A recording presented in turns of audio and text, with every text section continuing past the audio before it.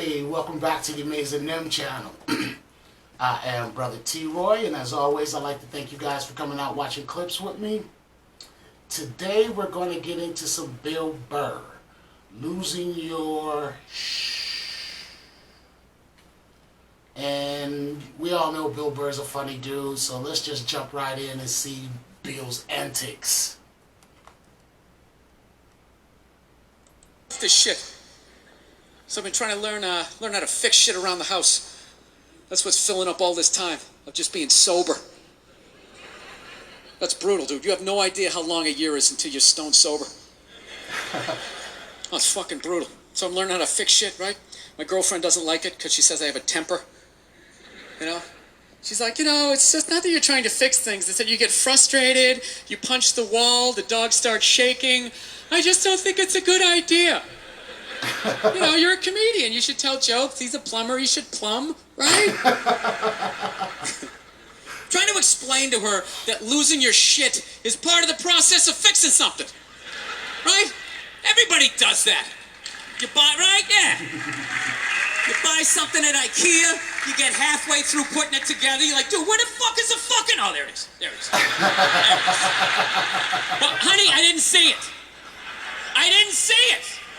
Why? You want to put it together? Well, then you put it together. You put together this fucking particle board piece of fucking shit. Structures make no sense. I will buy another one. I will buy another one. I'll buy fucking 5 and smash 4 if I want to. You tell me what to do. Oh, go to your mother's. I don't give a shit. Jesus Christ. Yeah, what story are you going to tell? This one, right?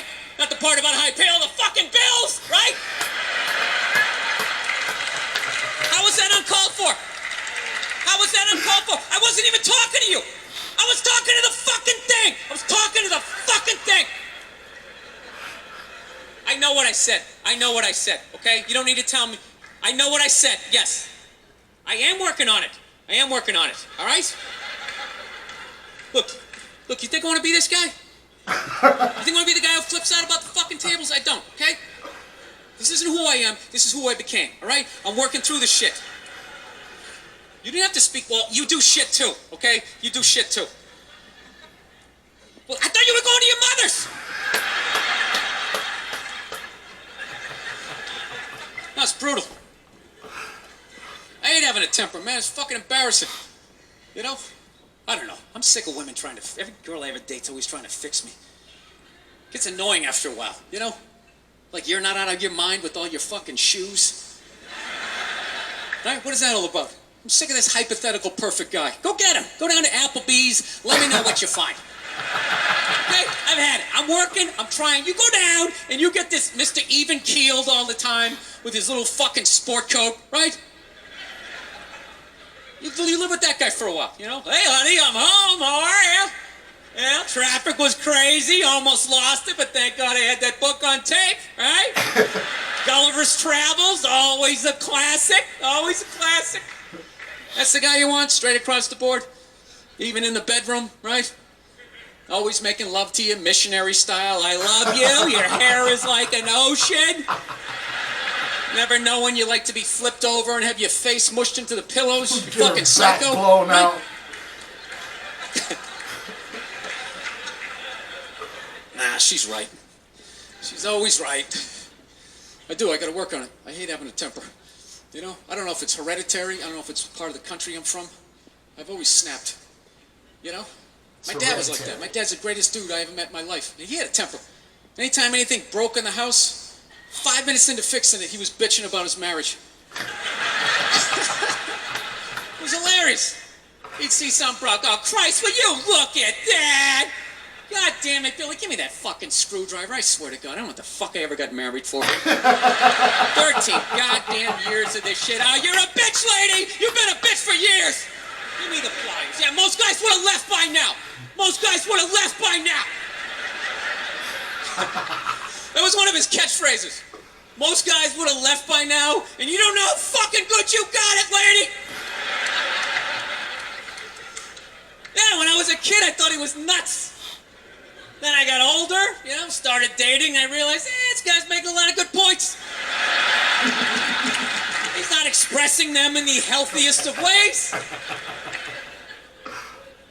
honest with you, I'm kind of like jealous of the way my dad gets to talk to my mom sometimes. You know, where are all those old school women you can just take your day out on? You know, when did they stop making those angels who just knew it had nothing to do with them? They just sit there and let you blow out the lines, right? What a luxury. Right? To fail all day, you come home and download all your insecurities on this other person. How was your day? How the fuck was your day? I'm not here making decisions. Keep those kids away from me. Give me a goddamn drink. Oh, with the tears.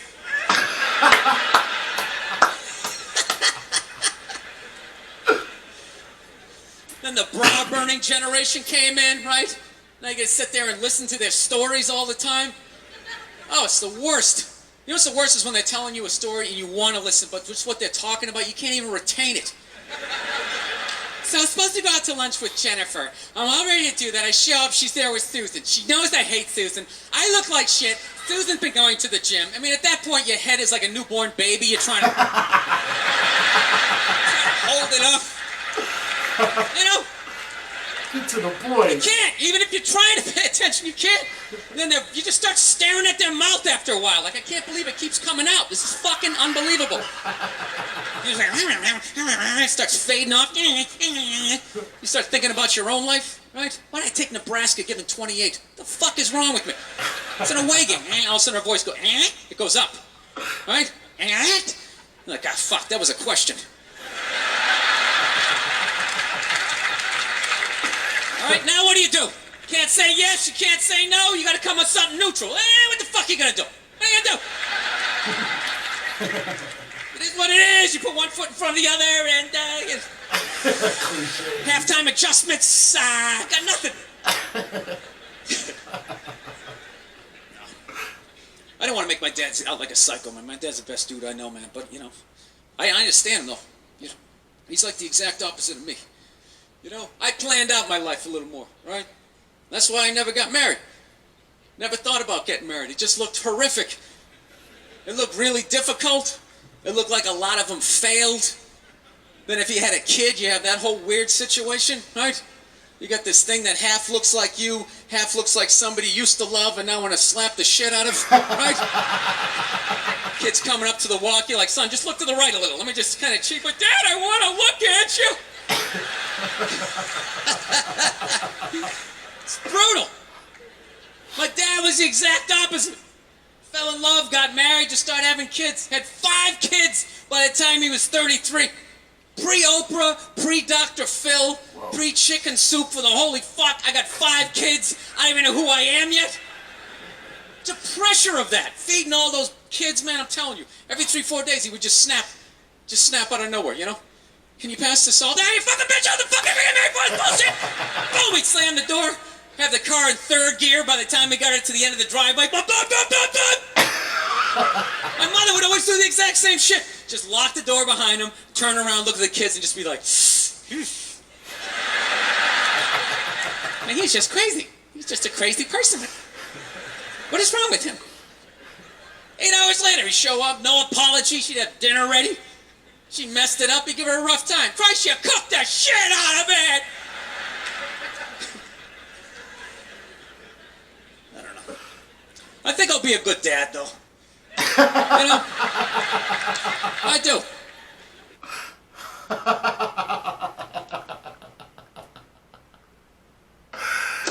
Man, yeah, it's a trip, man, when you fall in love with someone and you decide to get married and all this other stuff, and they have to deal with all your little quirks, you got to deal with their little quirks.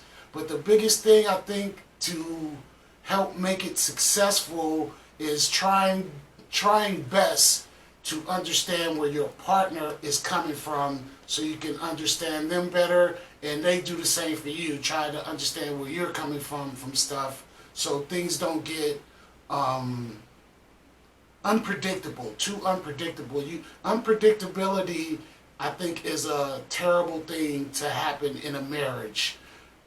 People should know how their spouse feels about X, Y, and Z, and try not to step on their toes on certain things like that. You know, I just think that's just the best way to go. If you took the vow and you said that you love this person for better or for worse, you should really mean that. And there's going to be like some terrible times, but all the good times should outweigh all the terrible times. And as long as the terrible times aren't like repeated over and over and over again, I think you got a good chance to make it. But if the terrible times just get repeated, that means somebody's not listening. Somebody is not listening. Bill has some really good observations in his comedy, and I see that like he uses his dad in there sometimes. I watch his show, F is for Family, and this skit pretty much personifies that show to me. And but his observations and how he deals with those things and whatnot, they're pretty funny, and I think they could be helpful for other people to kind of like, yeah, I can do better in certain situations in their relationships or not. Long as you own up to the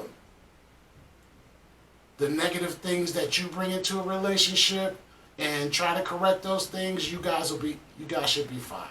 You guys should be fine. This was a great bit. As always, I enjoyed it. I hope you guys enjoyed it. Come back and see me again on the Amazing Nim channel. Remember, don't forget to like, comment, and subscribe, and request. And I will see you next time on the Amazing Nim. Take care.